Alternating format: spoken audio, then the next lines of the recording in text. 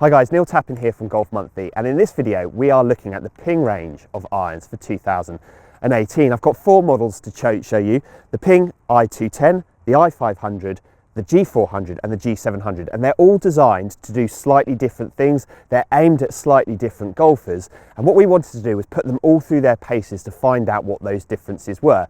Now, I should also point out there is a fifth iron in the Ping range. It's the Ping iBlade. It's been out for a couple of years now. It's a slightly more niche product in that it really is aimed at the very best ball strikers out there. It offers fantastic feel through the ball, very traditional loss, and is used quite a bit out on tour. But because these four irons span the broadest spectrum of golfers out there, that's what we're going to focus this particular video on. Now, in terms of the methodology, I tested a 7-iron in each model. And we did the testing split over 2 days. So the first day was at Foresight Sports headquarters in Guildford, where we got all the numbers from the launch monitor. And then we also came over here to West Hill to hit each of these clubs in a real life environment to find out what the differences were, especially in terms of feel and sound through impact. Each of the clubs was sent through in my spec. Obviously the loss will be slightly different, but the shafts, the lengths, the lie angles, etc. were exactly right for me and my game. So we are going to split up the results of the test into a few different categories: looks, feel, flight, distance, and an overall verdict, to try and help you understand which of these irons might be right for your game. Let's take a look.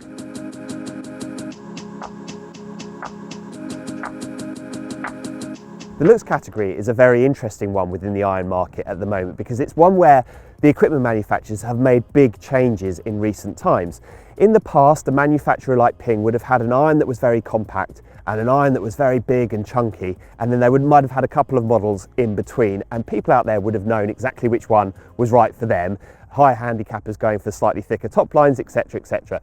Now things have become a little bit less clear because the engineers have been able to build more performance, more forgiveness, more distance into slightly smaller club heads. So now the club heads all look relatively traditional. And when you add in that within the Ping range, they all have that same brushed steel finish to them, you definitely have a family of products that all look, I think, fantastic down behind the ball and in the bag. There are some subtle differences. Obviously, the Ping G400 and the Ping G700 do look a little bit thicker in the top line. There is a more generous hitting area, so between heel and toe there is more space, so it feels like you've got more room for miss hits on the club face with these two. The i210 and the i500 are more compact, more traditional looking irons, but crucially, there's not a huge amount in it. I think any golfer out there could use any of these irons. In terms of the looks, I don't think it would put any of them off. I think what the manufacturers are doing is saying, yes, there are some subtle differences, but you need to test out, you need to find out what the performances are to find out which one is right for you. Don't make your decision based solely on looks. Having said that, if I was going to do it, I'd go for one of the two more compact irons. It's just what suits my eye. I prefer the thinner soles. I feel like the thinner soles, thinner top lines just help me get through the turf that little bit better and aid the quality of strike that little bit more. So I'd be leaning towards these two. But having said that, I think they all look absolutely superb.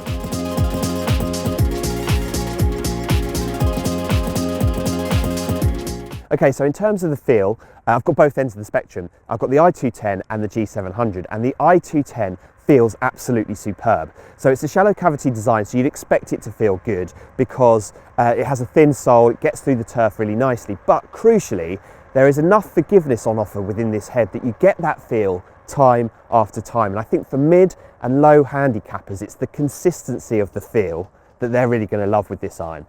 And then at the top end of the spectrum, you have the Ping G700. And this iron really is designed for distance and forgiveness, and there is going to be a compromise, and that compromise is with the feel. As soon as I hit this, I was able to tell that it was a hollow construction head. It's definitely a higher pitch sound. It feels a little bit more clunky. It wasn't really to my liking, but the performance attributes that it delivers are not to be sniffed at and are well worth seeing for yourself.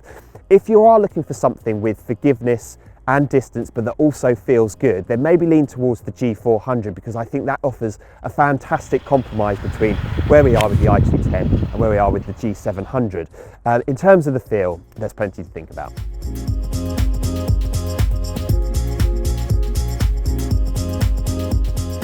Okay, so with the flight, what we're looking at is the launch angle and the spin rate that I was able to get with each of these different 7-irons, and it does differ greatly actually. So I'm going to flash up the launch monitor data now. Okay, so starting with the i210, the 7.9 has a loft of 33 degrees, which is actually 1 degree stronger than the previous generation i200 and 1 degree stronger than the iBlade. It has a launch angle of 22 degrees and it was spinning at 4762. I'd say that spin rate was possibly a fraction low for me with the 7.9, but it was flying in roughly the sort of area I'd be looking for out on the golf course, so I wasn't too fussed about that. And then into the i500, that 7.9 has a loft of 30.5 degrees, so much stronger. The launch angle came down a bit, but not by as much as I would have expected, only 21.1 degrees. What was interesting was the low spin rate at 37.38. Then into the G400, this loft is slightly stronger still at 30 degrees. It was launching a little bit higher than the i500 at 21.5 degrees, but spinning an awful lot more, spinning at 4680, which was very interesting. I'll come on to that at the end. And then onto the G700. This is the strongest of all the irons. It's definitely the distance iron in the range at 29.5 degrees. That was delivering a launch angle, again, that wasn't too low. 21 degrees was pretty good, and it was spinning at 4,000 RPM. Okay, so what does all that mean? Well, the short version is that you need to go for a full and thorough custom fitting. And that's because the spin rates between these irons are quite different. The i500 spun for me around about 1,000 RPM less than the Ping G400. Now that is low spin performance. And I think what that means is that if you're a faster swinger, you will get a lot of distance from the i500. We'll come on to distance in a minute, you'll see what I mean. But that won't necessarily be the case for everyone. If you're a mid to slow swinging player, you might get more performance elsewhere within the range. And I think the iron of the four that offers the perfect blend of distance, of offering a good strong flight, but also getting enough spin to keep the ball in the air, is the Ping G400. That one I think is the one that mid and slow swinging golfers really possibly should lean towards, because it offers the best mix of all four.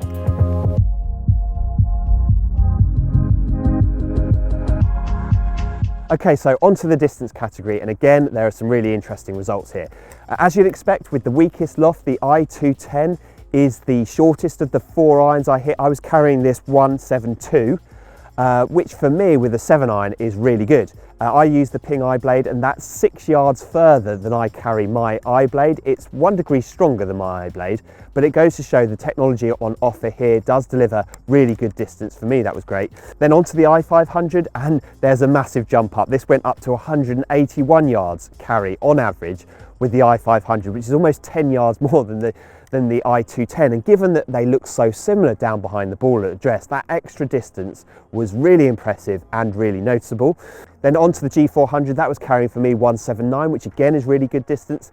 And then finally, the rocket ship of the family is, as advertised, the G700. And this, for me, 7-iron, was carrying, on average, 188 yards, which is, I'd say, somewhere in the region of 20 yards further than I carry my own 7-iron, my Ping iBlade. And it goes to show that in both the G700 and the i500, the hollow construction within the head really works. It helps the engineers thin out the face for more ball speed, and it really does deliver really good extra distance. However, that's not the full story. There's also a consistency element to think about here as well, because everyone out there needs to be able to rely on the fact that they consistently hit their 7-iron a certain distance. So as you would expect, the i210 was the most consistent, 6 yards between my longest and shortest hit. That's up there with the very best of them out there. Then next was, surprisingly, the G700. I couldn't believe it. There was just 7 yards, I think, between my longest and shortest hit with the G700. Perhaps need to do a bit more testing. I'm surprised that that was so consistent, but it goes to show that it's something that Ping do take seriously, and they have worked hard on it within that club. Next was the G400, just 9 yards between my longest and shortest hit, and in this category of iron that does offer really good distance and really good forgiveness, 9 yards difference between best and worst is really good, is solid. The only slight anomaly for me was with the i500. The difference in distance between my longest and shortest hit there was 16 yards. That was a bit of a surprise to me actually, because they all felt like they were going a relatively similar distance, but only with the launch monitor was I able to see what the differences really were. And 174 yards for my worst hit, and I'll try and flash up the face location for where that strike was, versus 190 yards, which was my very, very best hit. That seems quite a big jump, and I'd need to do more testing to find out if that was consistently the case. Having said that, all 4 of these irons offer really good distance. You can either go for good distance in the i210 or unbelievable distance in the G700, or somewhere in between with the other 2. Whichever route you go down, you are going to get an iron that has had distance very nicely built into it.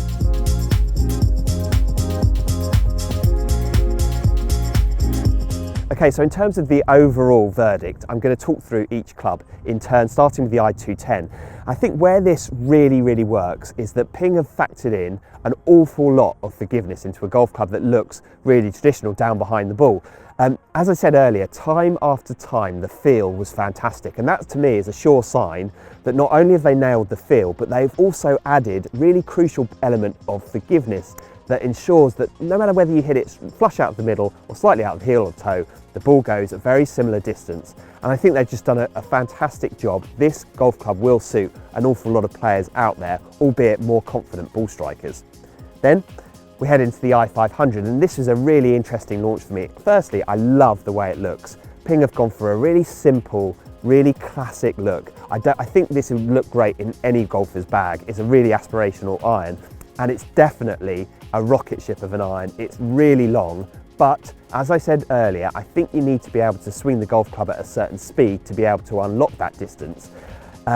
Go for a full and thorough custom fitting if you're interested in this one. It might be that you actually can mix and match a little bit between the i210 and the i500. This could make up the top end of your bag. It could look really good. They are, as I said earlier, a family of golf clubs where mixing and matching is definitely an option available to you. The only 2 slight issues for me with this were the low spin rate and the slight lack of consistency with the overall distance. I'm not saying that that's an issue that every golfer will find. It's certainly something I spotted in my testing. But this is designed to be a distance iron. There is going to be a little bit of a less consistency because of it, and it really delivers on that distance promise that Ping are saying it comes with. Next is the G400, and if you are looking for an all-rounder, this is for you, I think, because it offers fantastic forgiveness. It offers really good feel, the looks are simple, and it spins at exactly the right sort of amount. So I think any golfer on the planet with a good and thorough custom fitting could find a G400 version that works really well for them. It is slightly bigger than the i210, so if you are somebody that likes more compact, more traditional irons, then maybe lean towards that. But if you want an overall performer, the G400 could be the way to go. And then finally, we head into the G700, and it's great to see from Ping that when they say they're going to deliver an iron to do a certain thing, it really delivers on that promise. This is a distance iron, make no bones about it, and Ping have really delivered that. Yes, the lofts are strong. Yes, it doesn't spin quite as much, and for some players, they might find the ball drops out of the air for them, but that's why you need to go for a full custom fitting. On top of the fact that this is a really good distance iron, it is also forgiving, and it also looks really good. And I love the generous hitting area between heel and toe. They haven't gone too chunky in the top line. I think this iron looks superb, and it really delivers fantastic distance and overall performance, even if the feel isn't quite as good as you'll find elsewhere within the range. So there you have it. There is plenty to think about. And if it was my choice, I would go with the Ping i210. I'd go for a full and thorough custom fitting, but this would be the one I'd be most eager to hit. I would also be tempted to try some of the other irons in the longer irons, perhaps even up to the G700 in the longer irons. Yes, the feel wasn't really necessarily to my taste, but when looking at a sort of a 4 and a 3 iron, perhaps that could be a really good way to go. And the beauty, as I said earlier, is that these are a family of irons, so mixing and matching is definitely an option. Guys, thank you so much for watching. I hope you found that helpful. Please do leave comments below. If there are any of these irons that you're interested in, that you need more information on, that you're looking for some questions answered, leave comments, leave questions below. We'll get back to as many of you as we possibly can. But from now, from West Hill, it's goodbye.